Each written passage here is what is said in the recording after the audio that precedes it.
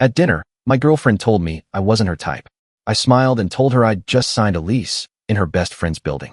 The same best friend she always bragged about being so loyal. 2 weeks later, I was gone. Now she's sobbing on my voicemail while I'm cooking dinner with someone who actually respects me. Karma's delicious. We were 2 years in. Jessica and I lived together in her grandma's condo in Westbrook Heights, a place that screams privilege with a Pilates twist. I paid utilities and groceries. She paid with curated Instagram posts about self-love and alignment. It was Tuesday, just after 7 p.m. She made risotto, her signature meal, when she was about to drop a bomb. Her wine glass clinked as she set it down. "We need to talk," she said. "Here it comes." "I've been thinking a lot," she started. "Let's be honest. You're not really my type. Physically. Or emotionally." I paused. "Okay." She blinked. "I mean, I usually date guys who are taller, more driven. Like entrepreneurs. Guys who work out. You know?" "Sure," I said, chewing slowly. "I care about you. You're stable. You're safe. You're like a Subaru. Reliable. But where's the fire, the risk?" I nodded. "Good analogy. Subarus rarely crash and burn." She laughed nervously. "You're not mad." "No. I've been thinking the same. Honestly, I prefer women who aren't emotionally bankrupt." Her eyebrows shot up.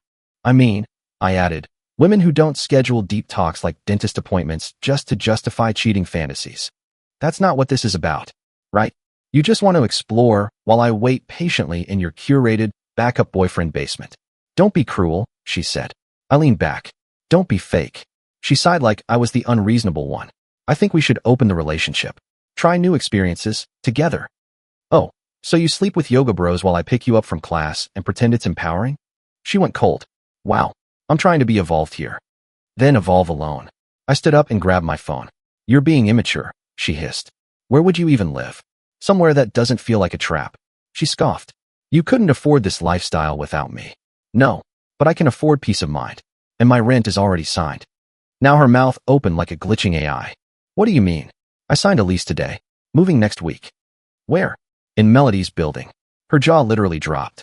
"Wait, Melody who?" "Melody who does her own taxes. Melody who actually laughs when something's funny. Melody who doesn't call kindness boring. That Melody." "Melody's my best friend." I nodded. "She also found me the listing. She even helped me measure the windows." "You're lying.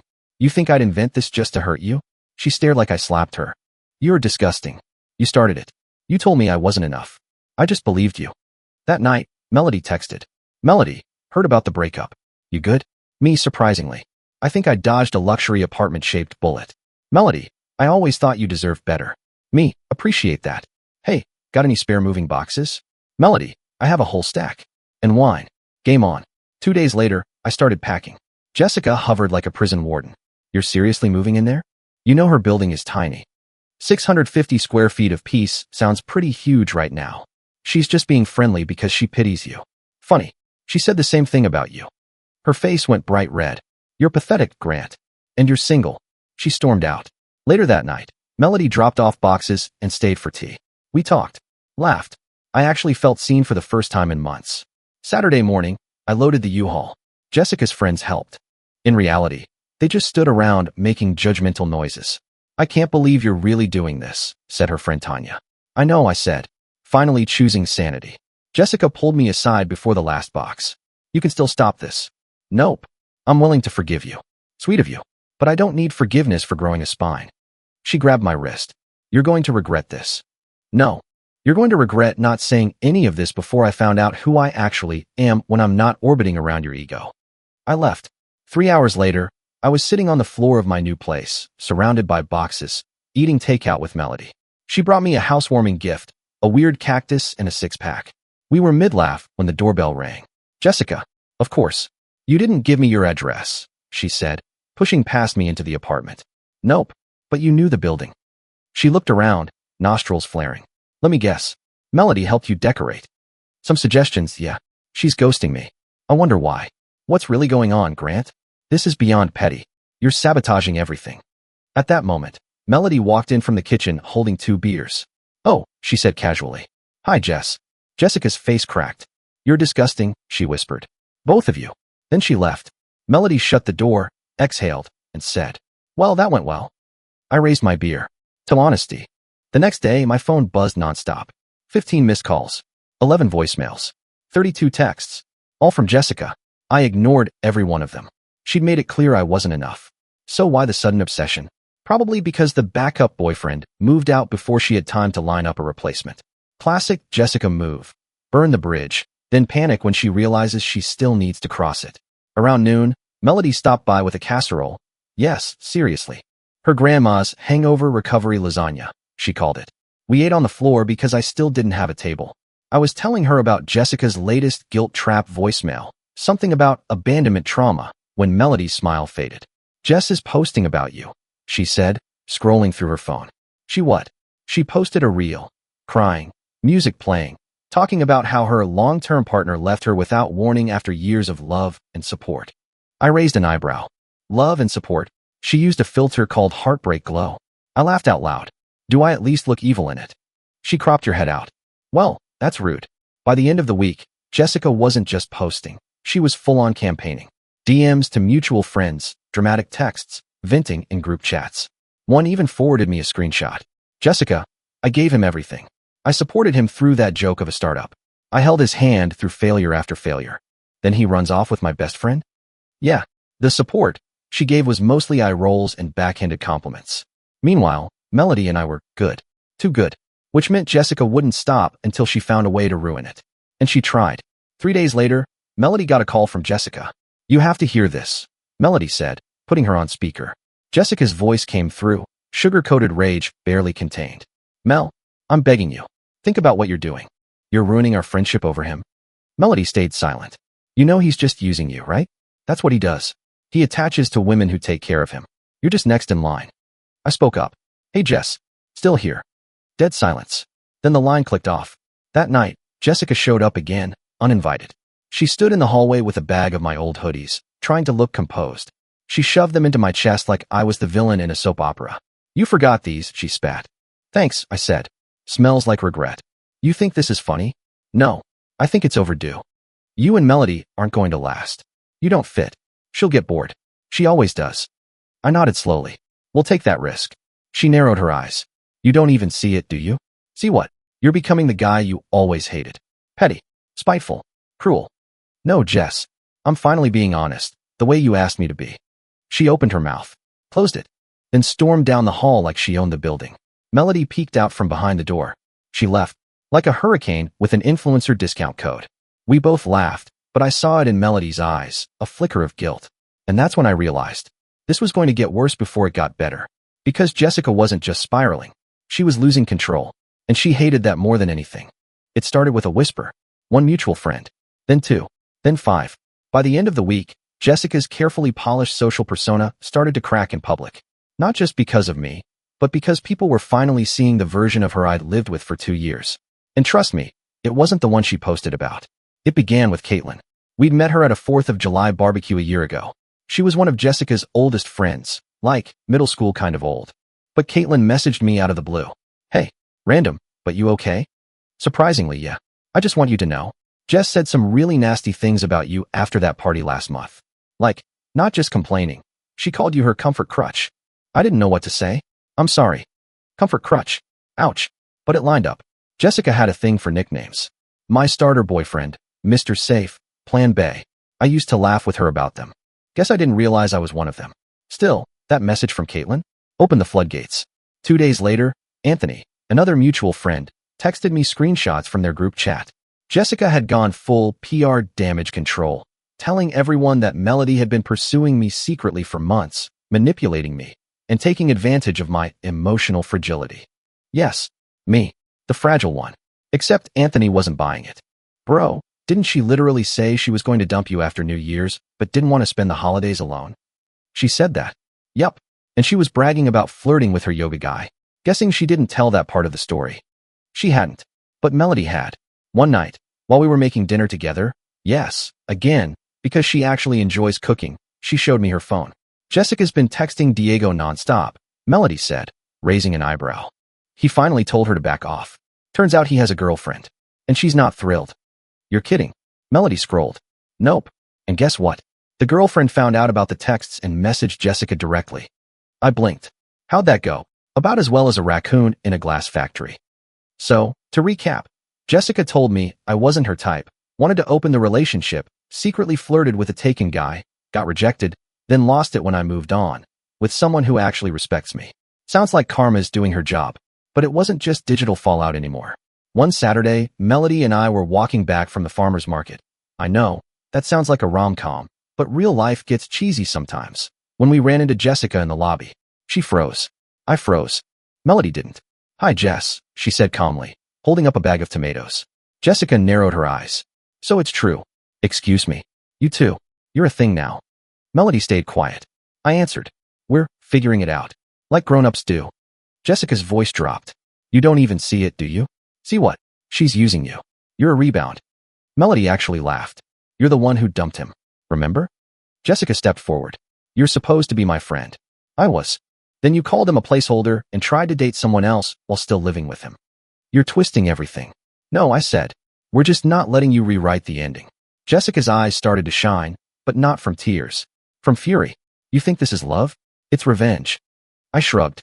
"If it is, it's delicious." Melody grabbed my hand. "Jess, maybe you should go." "Oh, I'm going. But don't say I didn't warn you when this all crashes." And with that, she stormed out. Again. 3 days later, Caitlin added Melody and me to a group chat titled The Truth Vault. Inside, screenshots, stories, receipts. Turns out Jessica had been more toxic than even I realized. She'd borrowed money from half the friend group and never paid it back. She'd tried to get with one girl's ex while they were still together. She'd spread rumors about Caitlin's job promotion being because of a fling with her boss. In short, she'd been burning bridges in slow motion, and now the fire was catching up. Melody sent me a message later that night. "She's unraveling. I feel kinda bad." "I don't," I replied. "She built her house out of matches. Now she's mad it's on fire." But I'll admit, I wasn't totally at peace. Because even when you walk away from someone toxic, sometimes they chase you. Jessica's spiral went from subtle to cinematic in one weekend. First, she posted a dramatic selfie in her car with the caption, "Imagine being betrayed by the two people you trusted most." Then came the mysterious breakup Q&A on her stories. One of the questions, clearly planted, read, "Did he cheat?" She answered with 3 dots. Just 3. Suspense. Poison. I didn't respond. Not publicly. But the group chat did. Loudly. Caitlin called it out instantly. "Jess, seriously? You literally broke up with him to chase a yoga instructor." Another girl added, "Didn't you tell me last month that he was your emotional sock puppet?" Jessica replied with a voice note, shaking, high-pitched rage, claiming we were all gaslighting her, that she'd been emotionally abused and was finally free. Except no one was buying it anymore. Not after the screenshots. Not after the lies unraveling like cheap thread. But she wasn't done. That Sunday, Melody and I were walking back from brunch. Quiet street. Iced coffees in hand. When we saw her. Jessica. Standing on the sidewalk in front of Melody's building. Like a stalker who thinks they're the hero of the movie. "Oh my God," Melody whispered. "Is she?" "She is." Jessica walked straight up, sunglasses on, like she was auditioning for Real Housewives of Westbrook Heights. "We need to talk," she said. "No, we really don't," Melody replied. Jessica pointed at me. "You don't get to hide behind her. You used me, and now you're parading around like a hero." "I'm not hiding behind anyone," I said. "You're just mad I'm finally standing on my own." She took a step closer. "You don't even care that you've ruined my life." "I didn't ruin anything. You burned the house down, and now you're choking on the smoke." People walking dogs were literally slowing down to listen. "I was trying to be honest," she snapped. "I wanted to grow." "You took everything personally." "Yeah," I said. "Because you told me I wasn't your type, then tried to keep me as emotional insurance while you shopped for something better." Jessica turned to Melody. "And you? How dare you? We were friends. You were supposed to have my back." "I had your back," Melody said, voice calm but ice cold. "For years. Through every messy hookup, every lie, every time you trashed Grant behind his back. I covered for you. But not anymore." "You think he actually cares about you?" Jessica snapped. "You're just the rebound. The convenience girl." Melody took a breath. "No. I'm the one who saw what you never did." Boom. Jessica's face twisted. She turned to me, desperate now. "You think this is going to last?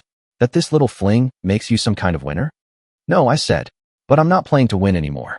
I'm just playing to feel good about myself again." And then, because of course, she pulled out her phone and started recording. "You'll all see," she muttered. "I'll show everyone who you really are." I walked away. Melody followed. 5 minutes later, my phone blew up. Jessica had posted the video. It was grainy, chaotic, and, thanks to her shaky hands, made it look like I had lunged at her. Her caption, "The truth always comes out." Comments were limited. But some people started DMing me, confused. One guy from our old game night group messaged, "Yo, did you actually threaten her?" "No. She filmed herself yelling and twisted the footage." I was furious. But Melody? She was done playing defense. That night, she posted her own video. A screen recording. Voice messages from Jessica, all recent. All manic. All threatening. One of them said, "You're dead to me, Mel. I swear, I'll ruin both of you." Another, "I hope your apartment catches fire with both of you inside." It went viral. People shared it, screenshotted it, added captions like, "This girl needs help," and "Protect Melody." Jessica's comments section? Torched. By morning, she deleted her video. Then her account. Then she texted me, "You think you've won? This isn't over." No apology. No self-awareness. Just venom. I didn't respond. Instead, I looked at Melody sitting on my couch, wrapped in a blanket, eating takeout straight from the container. "I feel bad," she said. "Why?" "She was my best friend. For years." I nodded. "Yeah. And you just found out who she really is." Silence. Then, she looked at me and said, "Promise me something. Anything. If I ever become that toxic, punch me with truth." I smiled. "Deal." We clinked spring rolls like champagne. 2 days after Melody posted the voice messages, things went quiet. Too quiet. Jessica vanished from socials. Deleted her Facebook. Set her Instagram to private. She even left the group chat we all shared, the one she'd practically ruled like a digital queen bee. Then came the backlash. Our mutuals didn't say much at first. Until they did. Caitlin broke the silence with a post on her story, a simple quote. "Sometimes the loudest one in the room is just the most afraid of silence." No tag. No mention. But everyone knew. Then Anthony reposted one of Jessica's old reels. The one where she said, "If you lose someone by being honest, they were never yours." He added, "Crazy how that aged." People started talking. Stories spilled out like popcorn kernels in a microwave. Apparently, Jessica had once told Melody's ex that Melody was cheating on him. A total lie. She borrowed $400 from Caitlin and ghosted her for a month. She told one girl in our group that her fiancé was probably gay just because he liked musical theater. Every mask she wore, gone. But what hit hardest was her attempt to pivot. She reached out to me. Again. Not screaming this time. Not threats. Just desperation. "Grant, I miss you. I know I hurt you. But we were good once, weren't we? You don't have to forgive me. Just don't erase me." Erase her? She erased me the night she said I was reliable, but not her type. She erased us the moment she suggested sleeping around while I waited like a loyal golden retriever. But I didn't say that. I didn't say anything. Melody read the text over my shoulder and just said, "Block her." I nodded. But I didn't do it yet. A week later, it all came to a head. One of our mutual friends, Drew, organized a small get-together. Chill vibes. Game night. Drinks. No drama. He made one mistake. He invited Jessica. "I didn't want to exclude her," he said. "But you and Melody come first. If it's too weird, I'll disinvite her." I looked at Melody. She shrugged. "Let's go. I'm done hiding." So we went. When we walked in, Jessica was already there, sitting on the couch like nothing happened, sipping wine, fake laughing at someone's joke. She saw us. Blinked.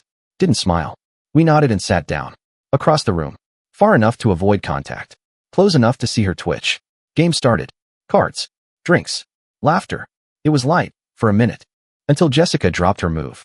We were mid-round when she said, loud enough for everyone, "Mel, remember when you cried about how boring Grant was last year? During our beach trip?"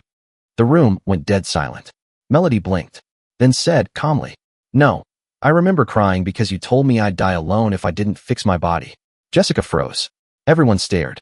I added, "But hey, if we're airing old quotes, I've got some saved voice notes we could play." That's when Caitlin stood up. "Jess," she said, "we all see what you're doing. You're trying to stir the pot because the attention shifted. But the game's over." Jessica turned pale. "I didn't." Anthony jumped in. "You did. You dragged everyone down for years. No one said anything because we thought you were just going through stuff. But the truth is, you like the control. You lied to us," Caitlin added. "You pitted us against each other. And when it didn't work anymore, you screamed betrayal." Jessica's mouth opened, then closed. For once, no performance. No monologue. Just a girl who got caught. She stood up. "I think I should go." Drew said, "I think you're right." She left. No hugs. No goodbyes. Just a quiet door click. We sat there for a second. Then Anthony said, "So anyway, who's ready to lose at Uno?" The room cracked up. That night, as Melody and I walked back to my apartment, she slipped her hand into mine. That was insane. Yep. I almost feel bad for her. I thought about that. For a long second. She built a tower out of lies and stood on top like it was solid. We didn't push it. She danced on the edge. Melody smiled. Well, she finally fell. And I finally felt free. 3 weeks passed. Jessica didn't reach out again. Not directly. But silence has a sound. And hers was screaming. She'd been erased from the friend group. Muted. Blocked. Ghosted. People stopped liking her posts. Unfollowed. Uninvited. Even Diego, her yoga crush, posted a selfie with his actual girlfriend and captioned it. Real ones only. Brutal. Melody and I were good. Not storybook perfect. Not, look at us. We're better than you happy. Just real. We still argued over dumb things, like how to load the dishwasher or whether cereal counts as dinner. But it was honest. And it was ours. And then came the letter. Yes, a physical letter. Like it was 2006. It showed up in my mailbox.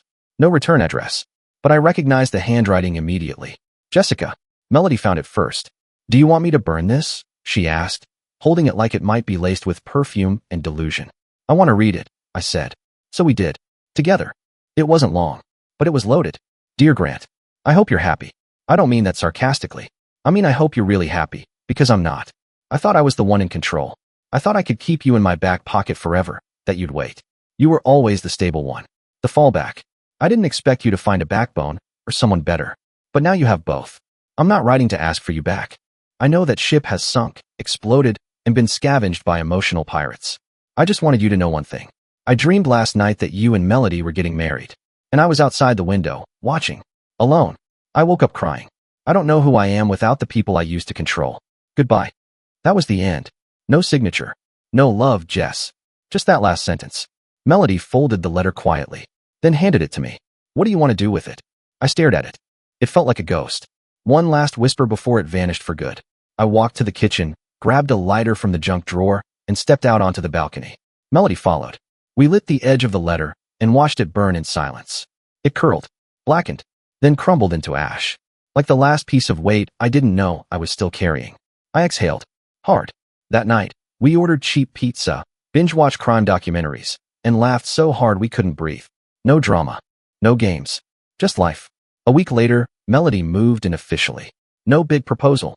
No dramatic speech. Just 2 toothbrushes in 1 cup. 2 sets of shoes by the door. 2 lives, choosing each other. Every day, the friend group bounced back. Tighter. Healthier. Cleaner without the toxicity we'd all tolerated too long. Turns out, when the manipulator leaves, everyone breathes easier. And my startup, the one Jessica said would crash, just landed its second client. Turns out, confidence is a hell of a drug. I don't check her socials anymore. I don't ask around. Last I heard, she moved back in with her parents. She's working part-time at a wellness studio and posting soft girl quotes under a new alias. Rebranding, I guess. But that's not my story anymore. This is. I don't think I ever hated Jessica. I think I hated who I let myself become around her. Quiet. Passive. Convenient. Now I laugh louder. Stand taller. And I say no without guilt. It's not about revenge. It never was. It's about finally learning how to choose yourself, without permission. And maybe, if you're lucky, finding someone who sees the real you and chooses you right back. That's the end of today's story. Did things turn out the way you thought, or were there some surprises along the way? Share your thoughts in the comments. I'd love to hear what you think. If you enjoyed this journey, don't forget to hit the like button. And if you haven't joined the community yet, now's the perfect time. Subscribe and turn on notifications so you're always the first to catch new stories. Thanks for watching, and I'll see you in the next adventure.